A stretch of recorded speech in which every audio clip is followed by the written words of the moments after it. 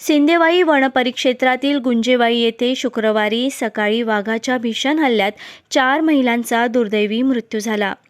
तेंदूपत्ता गोळा करण्यासाठी जंगलात गेलेल्या कवडाबाई मोहुर्ले, अनिताबाई मोहुर्ले, संगीता चौधरी आणि सुनीता मोहुर्ले या 4ही महिलांवर वाघाने दबा धरून अचानक हल्ला केला. या जीवघेण्या हल्ल्यात चौघींचाही जागीच मृत्यू झाला.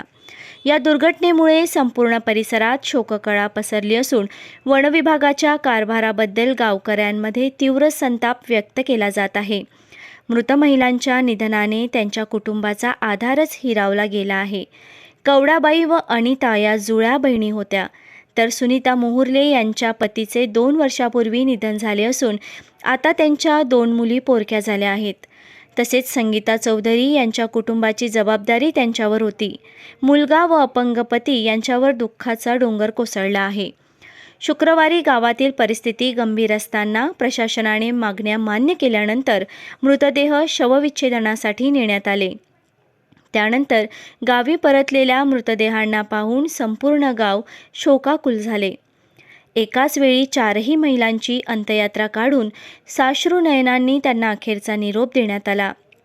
या हृदयद्रावक घटनेने गुंजेवाई गाव सुन्न झाले असून पीडित कुटुंबांना तातडीने आर्थिक मदत देण्याची व वाघांना त्वरित जेरबंद करण्याची मागणी ग्रामस्थांकडून केली जात आहे.